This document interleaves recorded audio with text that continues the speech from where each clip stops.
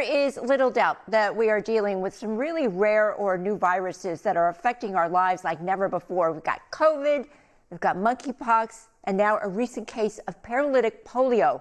Diagnosed in an unvaccinated 20-year-old man in New York is raising concern that the virus is spreading.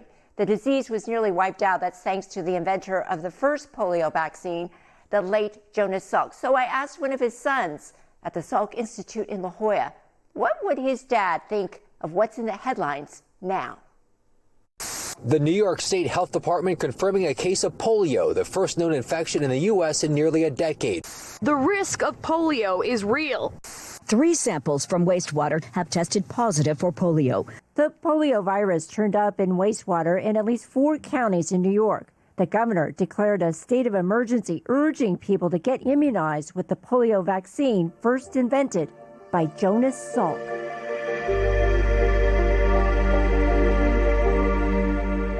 His name famously belongs to the Salk Institute for Biological Studies that sits right above the coastal waters of La Jolla. Its iconic river of life pointing straight to the Pacific Ocean, like a never-ending call for answers. What do you think about the house that Jonas Salk built? Oh, this is just an unbelievable place. Dr. Peter Salk is the eldest son of Jonas Salk, whose research led to the polio vaccine that nearly eradicated the paralyzing and highly contagious virus in the 1950s. Now, more than 70 years later, it's circulating not only in New York. Genetic samples show it's connected to wastewater in London and Israel, where leaders are urging vaccinations. The CDC says a New York patient may have contracted it from a person from overseas who was vaccinated with the oral vaccine, which hasn't been used here in the U.S. since 2000. That one contains a weakened version of the live virus, which in rare cases could mutate and spread. The Salk vaccine is different. It's injected and contains the killed virus. What would your dad say today? He would have a lot to say because he was upset when the live oral vaccine was first introduced. He thought it would be dangerous. He thought it would be unnecessary. Dr. Salk, who, like his late father, is an infectious disease expert, says this is a wake-up call to get vaccinated.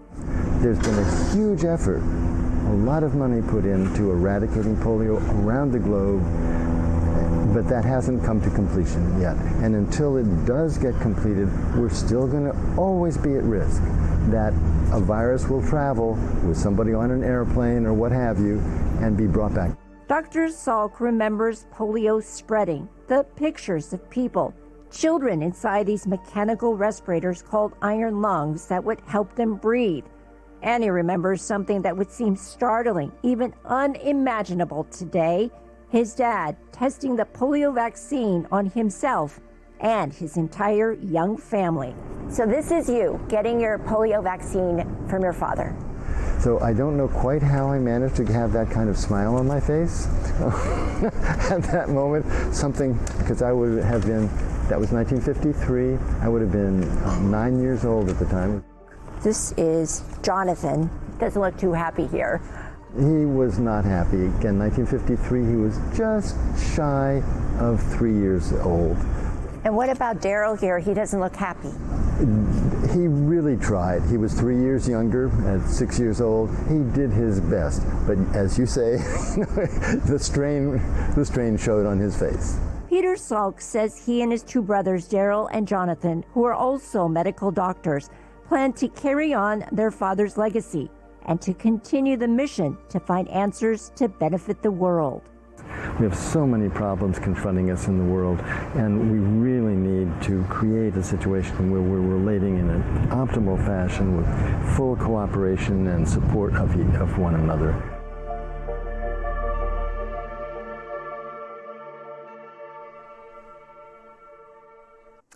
And I checked with UC San Diego, by the way, and the California Department of Public Health, and they are not monitoring polio in wastewater yet.